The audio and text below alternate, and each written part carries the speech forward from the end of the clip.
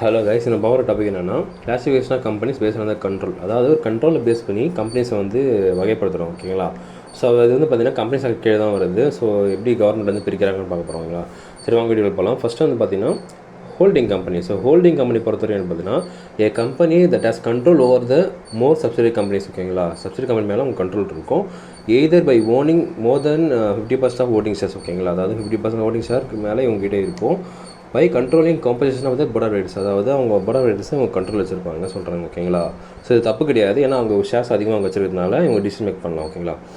அது key feature என்ன பார்த்தீங்கன்னா significant influence over the subsidiary operations. அதாவது சப்சிடரி கம்பெனியோடைய ஆப்ரேஷன்ஸில் வந்து பார்த்தீங்கன்னா இவங்க சிக்னிஃபிகன்ட் கண்ட்ரோல் பண்ணலாம். ஓகேங்களா? எவ்வளோ தேவை அவ்வளோ கண்ட்ரோல் பண்ணல, இதை மாற்றணும்னா and can hold multiple subsidiaries for diversification and expansion. ஓகேங்களா? இவங்க வந்து நிறைய கம்பெனியாக பார்த்தீங்கன்னா சப்சிடரி கம்பெனியாக வச்சுக்கலாம். அதில் எந்த தப்பும் இல்லைன்றாங்க. ஓகேங்களா?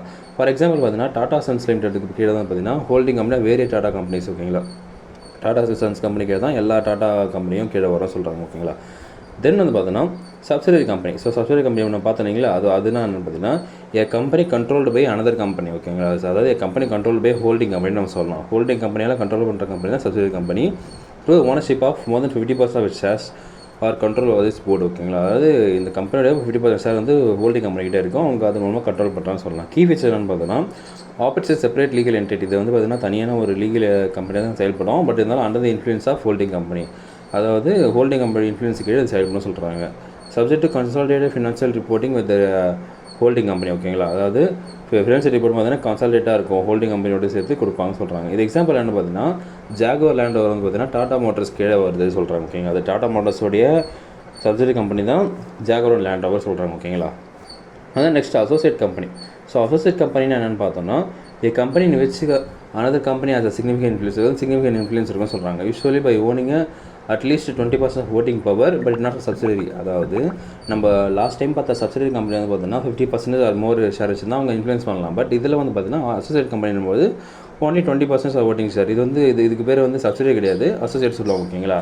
இதுக்கு எக்ஸாம்பிள் வந்து என்னென்னு பார்த்தோன்னா நம்ம ரிலையன்ஸ் இண்டஸ்ட்ரீஸ் லிமிடெட் வந்து பார்த்தீங்கன்னா ஆல்க் இண்டஸ்ட்ரீஸை வந்து அவங்களுடைய ஷேர்ஸை 20% ஓன் பண்ணுறாங்க. அதனால் அவங்க டிசிஷன் வந்து கண்ட்ரோல் பண்ண முடியும். ஓகேங்களா? ஸோ ரியல் லைஃப் எக்ஸாம்பிள் சொல்கிறேன். தென் வந்து does not in full control but allows a partial influence ஒரு டிசிஷன். இது வந்து ஃபுல் கண்ட்ரோல் எடுத்துக்காது, பட் இதனால் கொஞ்சம் பார்ஷியல் இன்ஃப்ளூயன்ஸ் இதை நீங்கள் பண்ணுங்கள், அதை நீங்கள் பண்ணாதீங்க சொல்கிறதுக்கு ரைட்ஸ் இருக்குது, அதை அவங்க பண்ணுவாங்க சொல்கிறாங்க. ஓகேங்களா? Often form strategic investment and partnership. இது பார்த்தீங்கன்னா அடிக்கடி இது பண்ணுறாங்க பார்த்தீங்கன்னா ஒரு ஸ்ட்ராட்டஜிக்கல் இன்வெஸ்ட்மெண்ட்டுக்கும் ஒரு பார்ட்னர்ஷிப்காகவும் இது மாதிரி பண்ணுறாங்கன்னு சொல்கிறாங்க. ஃபார் எக்ஸாம்பிள் பார்த்தீங்கன்னா கம்பெனி வித் இந்த 30% ஓனர்ஷிப்னு ஜாயின் வெஞ்சர் கம்பெனி புதுசாக கம்பெனி கிரியேட் ஆகுது, ஜாயின் வெஞ்சர் கம்பெனி கிரியேட் ஆகுதுன்னா அது 30% ஓனர்ஷிப் வச்சுருப்பாங்க.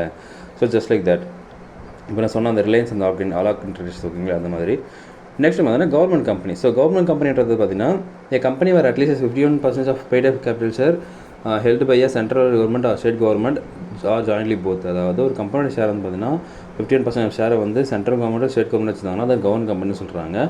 Controlled and management by government. ஓகேங்களா? ஃபுல் கவர்மெண்ட் தான் மேனேஜ் பண்ணும். After establish public welfare strategic sectors. இது வந்து எதுக்காக உருவாக்கப்படும்னா பப்ளிக் வெல்ஃபேருக்காகவும் மக்கள் நல்லதுக்காகவும் ஸ்ட்ராட்டஜிக் செக்டர். இது வந்து பார்த்தீங்கன்னா முக்கியமான செக்டர், இதை நம்ம தான் இருக்கணும்ன்றதுக்காகவும் பண்ணுவாங்க. ஓகேங்களா? எக்ஸாம்பிள் பார்த்தீங்கன்னா bell, Bharat heavy electrical limited and Indian oil corporation. இவங்களாம் பார்த்தீங்கன்னா நம்ம கவர்மெண்ட்டால் உருவாக்கப்பட்டவங்க, கவர்மெண்ட் கம்பெனின்னு சொல்லலாம். ஓகேங்களா? தென் பார்த்தீங்கன்னா ஃபாரின் கம்பெனி. சரி, ஓகே. அப்போ ஃபாரின் கம்பெனி என்ன பார்த்தீங்கன்னா a company incorporated outside India. ஓகேங்களா?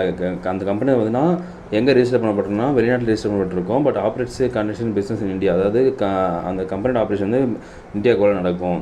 த்ரூ த பிரான்ச் ஆஃபீஸ் இல்லை ஏஜென்சி மூலமாக நடக்கும், சப்சிடி மூலமாக நடக்கும். ஓகேங்களா? ஏன்னா இந்தியாவில் மார்க்கெட் இருக்குன்னு நம்ம சொல்லலாம். ஸோ இது கீ ஃபீச்சர் என்னென்னு பார்த்தீங்கன்னா government by the laws of the country வேறு இன்க்ரீஸ் இன்கார்பரேட். அதாவது அது எப்படி கவர்மெண்ட் பண்ண எப்படி வந்து அது நடைமுறைப்படுத்தப்படும்னா அவங்க கண்ட்ரியில் எந்த மாதிரி ரூல்ஸ் அண்ட் ரெகுலேஷன் இருக்கோ அந்த மாதிரி தான் இங்கே பண்ணுவாங்க. பட் இருந்தாலும் Indian laws it's Indian operation. இந்தியாவில் ஆப்ரேஷன் பண்ணும்போது அது இந்தியாவில் ரூல்ஸ் அண்ட் ரெகுலேஷனாக ஃபாலோ பண்ணி ஆகணும்னு சொல்கிறாங்க.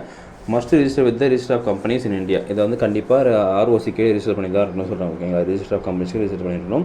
இது எக்ஸாம்பிள் யாருன்னு பார்த்தீங்கன்னா மைக்ரோசாஃப்ட் கார்பரேஷன் இந்தியா பிரைவேட் லிமிடெட்னு சொல்லலாம். ஓகேங்களா? நெக்ஸ்ட் பார்த்தீங்கன்னா டொமஸ்டிக் கம்பெனி. ஸோ டொமஸ்டிக் கம்பெனினா இப்போ நம்ம பார்க்குற எல்லா கம்பெனியுமே டொமஸ்டிக் கம்பெனி தான். ஓகேங்களா? மேக்ஸிமம் நம்ம ஊரில் உருவாக்கப்பட்டது. A companies incorporated under Indian laws operating primarily within India. Okay, இந்தியாவுக்குள்ளே ஆப்ரேட் பண்ணுற இந்தியா உருவாக்கப்பட்ட கம்பெனினா நம்ம டொமஸ்டிக் கம்பெனி சொல்லலாம். Fully governed by companies act 2013. இந்த 2013 தான் இந்த எல்லா கம்பெனி செயல்படும். Subject to Indian taxation and regulatory policies. ஓகேங்களா? இது எல்லாமே பார்த்தீங்கன்னா Indian taxation policy, regulatory policy follow பண்ணி ஆகணும். இது எக்ஸாம்பிள் என்ன சொல்கிறாங்கன்னா ரிலையன்ஸ் இண்டஸ்ட்ரீஸ், இன்ஃபோசிஸ்லாம் சொல்கிறாங்க.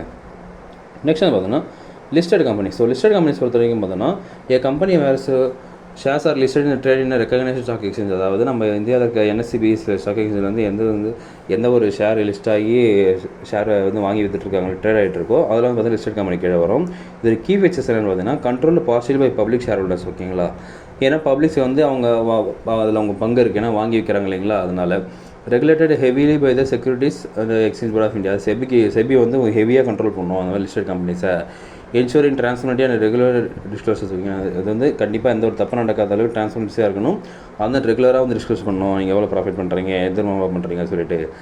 ஸ்ட்ரிக்ட் கம்ப்ளைண்ட்ஸ், ஸ்ட்ரிக்டாக வந்து கம்ப்ளைண்ட்ஸ் பண்ணி அவர் ஸ்ட்ரிக்டாக வந்து ஃபாலோ பண்ணி ஒன்றும் இருக்கும். ஓகேங்களா, இது எக்ஸாம் வந்து HDFC பேங்க் விப்ரோ சொல்கிறாங்க. பட் மோஸ்ட் ஆஃப் நீங்கள் ஷேர் மார்க்கெட் பார்க்குற எல்லா கம்பெனிஸும் பார்த்தீங்கன்னா இந்த லிஸ்டட் கம்பெனிஸ் கீழே தான் வரும். Unlisted companies. So unlisted companies பார்த்தீங்கன்னா நம்ம ஷேர் மார்க்கெட் இல்லாத கம்பெனிஸும் அன்லிஸ்டட் கம்பெனிஸ் சொல்லலாம். ஓகேங்களா, மேக்ஸிமம் ப்ரைவேட் லிமிடெட் கம்பெனிஸ் இருக்கும், ஸ்டார்ட் அப்ஸ் இருக்காங்களா. ஓகேங்களா, companies who shares are not listed இந்த ஸ்டாக் எக்ஸ்சேஞ்சில் யார் ஷேர் பண்ணலையோ அவங்களாம் வந்து ப்ரைவேட் லிமிடெட் அன்லிஸ்டட் கம்பெனி சொல்லலாம். Ownership remains the private investors and promoters. ஓகேங்களா, ஓனர்ஷிப் வந்து யாருக்கும் மாறாது, அவங்க கிட்டே தான் இருக்கும். Less regular complaints compared listed companies. அதாவது லிஸ்ட் பண்ண கம்பெனிஸை விட ஷேர் மார்க்கெட்டில் இஷ்யூ பண்ண கம்பெனியை விட இன்னும் லிஸ்ட் பண்ணாத கம்பெனிஸ்க்கு வந்து ரூல்ஸ் அண்ட் ரெகுலேஷன் கம்மி தான், கம்பேரிங் சொல்கிறாங்க. ஓகேங்களா, ஆனால் ப்ரைவேட் லிமிடெட் கம்பெனி இது வந்து எதுவும் எக்ஸாம்பிள்னால் அதான் ப்ரைவேட் லிமிடெட் கம்பெனிஸ் அந்த லாஸ்ட்டாக பேர் முடியும் போது PVT லிமிடெட் அது முடியும் பார்த்தீங்கன்னா அந்த மாதிரி கம்பெனிஸ் வந்து பார்த்தீங்கன்னா அது கீழே அன்லிஸ்டட் கம்பெனி வரும். ஸ்டார்ட் அப்ஸ் வச்சு ஆரம்பிச்சிருக்காங்க, அது இது கீழே வரும் சொன்னோம். ஓகேங்களா, ஸோ இதாங்க இந்த வீடியோ வந்து பிடிச்சிருக்கும் புரிஞ்சுன்னு நினைக்கிறேன். நம்ம அடுத்த மீட் பண்ணுவோம். அதை விடைபெறுவது உங்கள் பாலா.